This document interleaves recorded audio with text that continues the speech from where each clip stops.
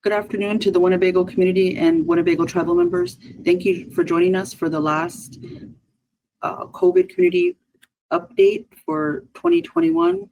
We're really thankful to the Winnebago tribe and leadership who have done everything they can to keep our community safe. Our public health department and the whole team over there at WCHS, we hold our hands up to you and all the efforts you have done from testing to vaccination to providing resources and quarantining some of our families in the facilities. It's just been so many hands on deck, and there's so many thank yous in the four directions that I just want to acknowledge that as we close the year, and we be thinking of all the prayers that were said as well, and just we started saying this thing, we're all in this together, and this year has demonstrated the commitment of each of you and the all the good feelings that you have for the Winnebago people. So thank you. I want to also start off by thanking the Winnebago Tribal Council for the good feelings they have for the people and the sponsorship of the recent holiday baskets.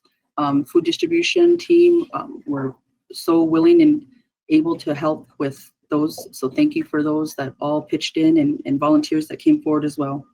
The second one and the special announcement on Monday and Tuesday will be the economic recovery payment to the Winnebago tribal members, and also want to thank the Winnebago Tribal Council for making that decision to honor the people with that payment. That will be on Monday and Tuesday, December 20th and 21st in the Black Hawk Gymnasium.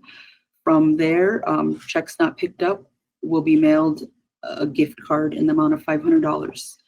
So those are some exciting updates. I just want to remind you guys to mask up, continue to get vaccinated, get your booster, and just do your part. And so all those that have done that, continue to do your part and encourage your relatives. So turn it over to Mona, who has also been a shining star, continued her education and keeping the people safe. So thank you, Mona, for all that you do. Thank you, Tori. I appreciate it. Happy holidays to our Winnebago community. I want to extend my good thoughts and prayers for all of us during this time. And I know just a little plug in for if someone needs some extra support during this time, to make sure you reach out to a loved one, and or you can always call Cree at Behavioral Health Service, and she can get an appointment with one of our wonderful therapists down there.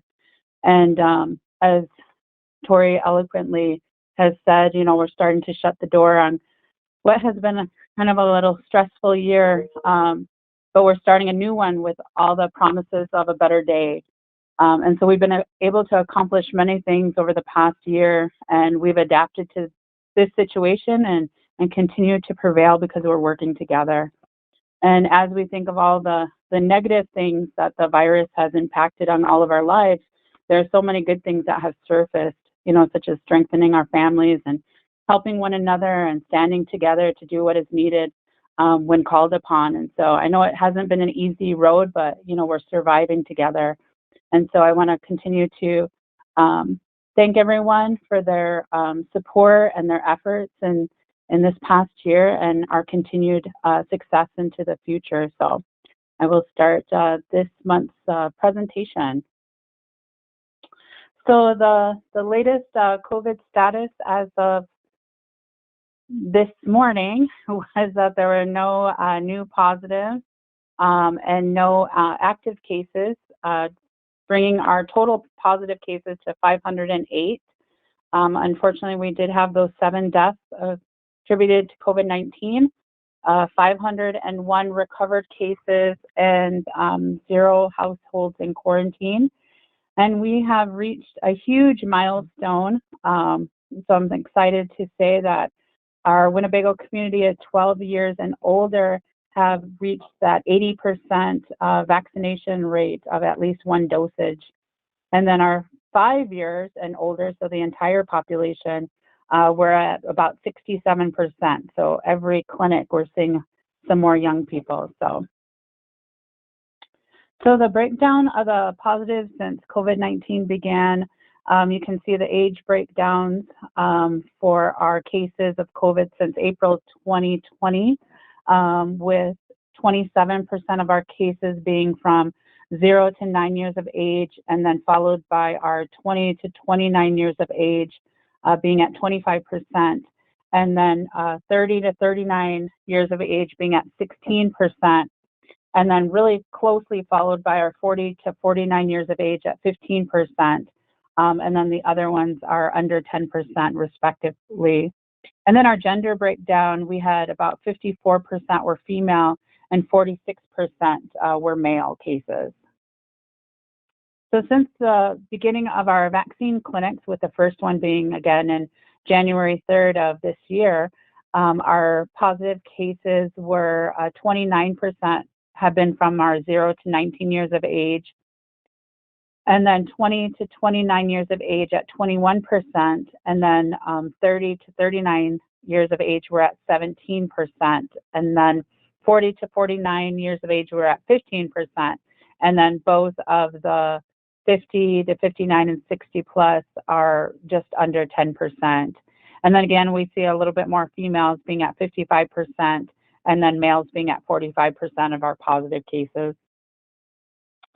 So this shows our exposure areas from April of last year to today. So you can see that 284 of our positive cases were within the household or identified as a close contact. And then we have 149 people that were from social gatherings, and then 52 from family gatherings, and then it's pretty much lowered under 10 after that. So just from January of this year to present, you can still see that 114 were positive within the household or identified as a close contact to someone. And then we had 79 that were from social gatherings, and then 9 from family gatherings, and 1 that was incarcerated at the time. So this just reiterates like the links to a positive case or close contact since April have been a total of 282, and then our isolated cases were 227. So we can see that over time, the positive cases have those peaks and valleys. And so we can see the summer months where it kind of slowed down for us, especially over the summer of this year. And then we had that spike right after September going into October. And then we are starting to slow down again. So, and this just represents the COVID positive cases, non-vaccinated versus vaccinated. And so you can see that since we started our vaccine clinic in January, we had 149 people that have not been vaccinated that have been positive. We've had 51 that were fully vaccinated and 3 that had at least 1 initial shot. So this again just shows the makeup of the COVID positive individuals, non-vaccinated versus vaccinated. So you can see that 73% of our were non-vaccinated positives, and then 25 were fully vaccinated, and then 2% were vaccinated with 1 initial shot. And so this just shows the demographics for the vaccinated population. So right now we have about 19% of our 19 to 29 years of age of the total makeup. So this is everyone that's come in to be vaccinated. 19% have come from the 19 to 29 years of age. And then pretty much from 30 to 39 years of age, 40 to 49, and 50 to 59 years of age, there's about 14% in each of those age categories. And then our 12 to 15, we're at 13%. And then the gender breakdown is roughly 56% vaccinated were female, and 44% were male. And so of our unvaccinated population, you can see that right now 31% are from 12 to 15 years of age, 16 to 18 was about 12%, 19 to 29 was at 26%, and then 30 to 39 was at 14%, and then from 40 and above were relatively under 10%. And then our males at 53% were unvaccinated, and about 47% were females. And this just shows the breakdown by age group. So these are the vaccinated amounts in each one. And so you can see at 70 plus, we have 96% of our 70 years and older are vaccinated, as well as our 60 to 69 years of age. Then about 94% of our 50 to 59 years of age are vaccinated. Excuse me. 40 to 49 years of age are about 84%. And then our 77% for 30 to 39. And then they're kind of just going down there. 71% from 19 to 29, and then 66% from 16 to 18 years of age. And then 12 to 15 years of age is 58%. And then our 5 to 11 is at 13%. And of course, you know, we just started vaccinating them really this month. So we expect that number to keep rising. And I'm sure that some of us, I mean, we are all probably very concerned about the Omicron variant. And so we wanted to make sure that we put in some education about that and how easily it spreads. So one of the questions. And so it's a little bit more easily to be spread than the SARS-CoV-2 right now. But compared to the Delta variant, it remains unknown. So they're still, you know, studying that as it's pretty new in existence. And so we're not sure how it's, you know, how more transmitted it is from the other viruses that we've had variants, and if they are vaccinated or don't have any symptoms. And so we're still monitoring that situation. So also another question was, will Omicron cause more severe illnesses? And so, of course, again, more data is needed to know if those infections or reinfections or breakthroughs for those that are fully vaccinated can cause more severe illnesses or death. And then, you know, we've had a lot of questions about, will the vaccine work against, you know, this variant? And so right now, the current vaccines are expected to protect against severe illnesses, hospitalizations, and death due to the infection with this new variant. And so, however, breakthrough infections in people who are fully vaccinated are likely to occur with other variants. We've seen that with the Delta, and we're seeing it right now. Is still remaining effective at preventing severe illnesses, hospitalizations, and death. And so we just want to re-emphasize the importance of getting your vaccination and then coming back and getting your booster after 6 months if you got Pfizer. And of course, if you got Johnson & Johnson, it would be only 2 months. And then it asks, will treatments work against Omicron? And scientists right now are working to determine how well the existing treatments for COVID-19 work against this new variant. And based on the genetic makeup, some treatments are likely to remain effective, while others might be less effective. And so there's still, you know, that's what science does, is continue to monitor that situation and adapt as needed. And so despite the increased attention on Omicron, the Delta variant continues to be the main variant circulating in the United States. So we continue, just like Chairwoman Kitcheon says, is wear our masks and, you know, watch our distance and wash our hands.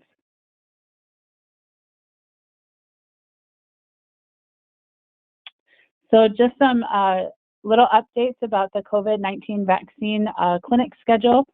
Like I said, the appointments are available for the first and second dose of Pfizer for ages 5 and older now. The boosters are now available for 16 and older. So you want to make sure it's 6 months from your initial Pfizer or Moderna series, or 2 months from the initial J&J vaccine. And so next, we just had our clinic yesterday, and so we won't be having a clinic next week, but our next one will be on the 29th on the lower level of the hospital. And then the 5th of January, we will be back up at the public school for a larger clinic. So Thank you very much. Thank you, Mona, for that information. It was very informative. Next, we will move on to Dan Farringer with an update from Winnebago Public Schools. Dan? Good afternoon, everyone. Again, school's in full swing. We made it through the first semester without closing down or canceling activities. So we've been keeping the building clean and sanitized, and wearing the mask and all that helps. We also had a successful fall season in sports, as we had the championship for the football. We had a girl, Kelsey, qualified for the state tournament in golf, and Diami for cross country was a medalist. So overall, we had a good fall season. We're in the winter sports seasons and activities underway. We also, in the fall, had the esports. The first time we've had that, we had a team and an individual make it to the state tournament. So lots of good things happening here. The WPS return to school plan is posted on the school's website. We will continue with an in-person educational setting. The first semester ends tomorrow, December 17th for students, and will resume on Tuesday, January 4th for students. The Tribal Council and many of the tribal entities are working together to develop a MOA to help improve attendance for our students. We'll continue to work on that until we have a final draft and a approved MOA to help ensure the students are in school. We continue to keep the building and classrooms disinfected, wearing masks, using hand sanitizer, and social distance when possible. It is imperative that health safety measures are practiced and followed. Stay safe and have a blessed holiday season. Thank you. Thank you, Dan. Next up, we will go to Little Priest Tribal College with an update from Manoj Patel. Manoj? Good afternoon, Winnebago community. Happy holidays and Happy New Year. Hope 2022 will bring a much better year than 2021. I have some few updates for the community.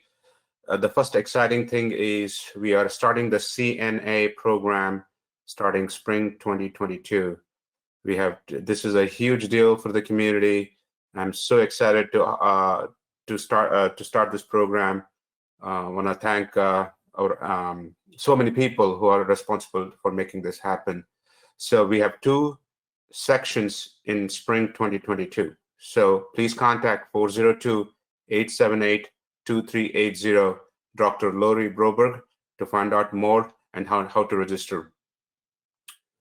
This fall, we completed the semesters successfully.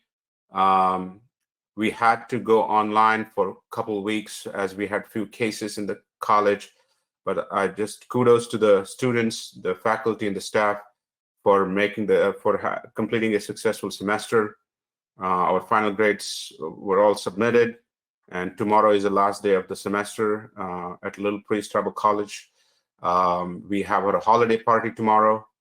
So the campus will be closed till January 2nd. The college reopens on January 3rd. Just like the fall semester, we have free tuition, free textbooks, free laptop, free dorm, a lot of free stuff for our students and for our community. Please take advantage of this great opportunity to continue your education.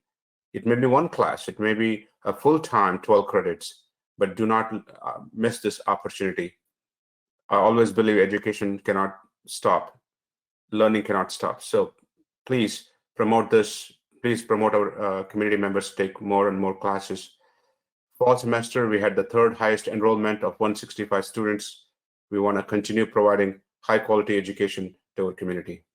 Have a blessed holiday season and a safe, Happy New Year. Thank you. Thank you, Manoj. And lastly, we will go over to Willie Bass with an update from Ho Chunk Inc. Willie? Thank you, Emily. Good afternoon, Winnebago community, and to those that are present at this session.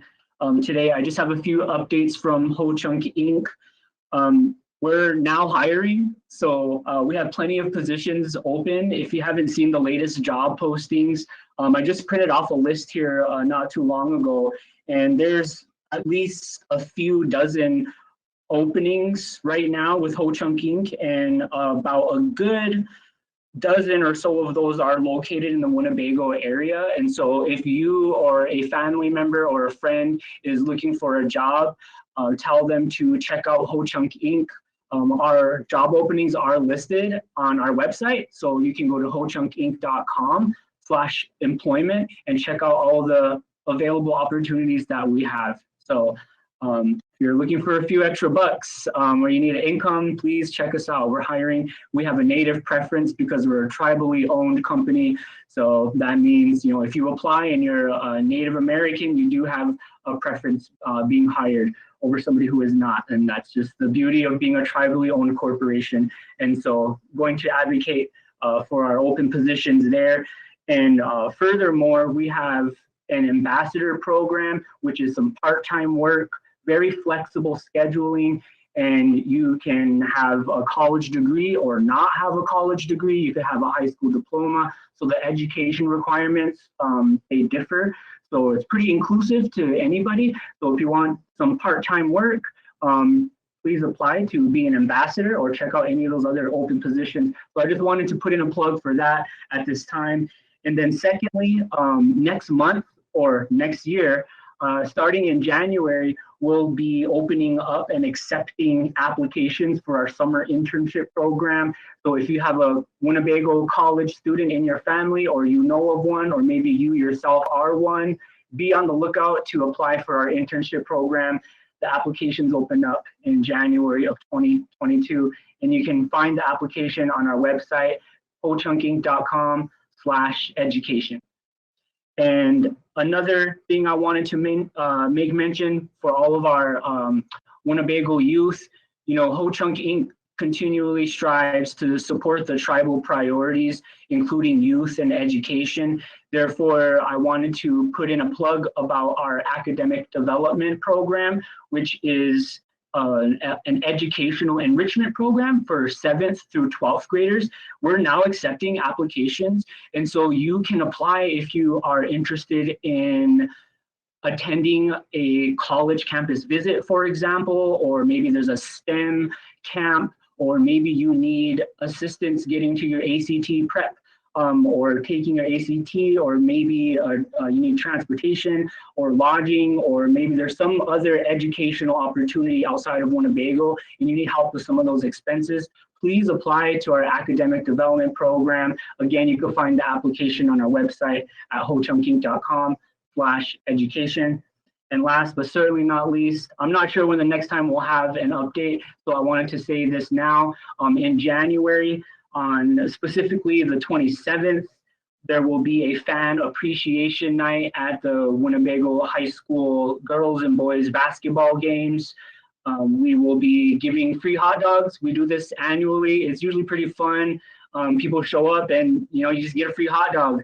And so save your appetite, and we'll see you there on January 27th at Fan Appreciation, and we'll be giving out free hot dogs to all the spectators. We're really excited about that.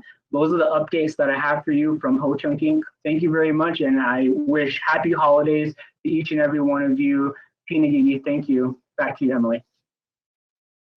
Thank you, Willie. And finally, we just have a few announcements from Winnebago Comprehensive Healthcare System. The first one being that this is a reminder that WCHS will be closed for the holidays. Friday, December 24th, which is Christmas Eve, and Friday, December 31st, which is New Year's Eve. Our emergency and essential services, of course, will still remain available and open 24/7 for those who need it. So just mark your calendars that our outpatient clinic and administration will be closed those days. You can, as Mona mentioned, call and schedule your appointment for the COVID clinic at 402-878-2258. It is not too late to get your vaccine and your boosters before the holidays, so or even before 2022. So get your appointments scheduled if you haven't already. Also, our flu shots are still available in our Tulsa Unity Hospital pharmacy. You can call the pharmacy and schedule appointments. Our pediatric flu shots are available in our outpatient clinic, and those can be scheduled by calling the registration desk at 878-3404. And lastly, COVID testing does still remain available at the hospital. That's done by appointment, so you can go through the outpatient clinic. Our drive-through clinic testing is available, calling 878-3404. We do COVID testing Monday through Friday, and turnaround time is normally about 24 hours or less for those tests. So if you need a COVID test for any travel for the holidays, make sure and call and schedule those appointments now. So that wraps up today's COVID and Winnebago community update. Thank you all for watching. We will see you all in 2022, and we wish everyone a safe and healthy holiday season. Thank you. Thank you, Emily. Thanks. Oh, that's not really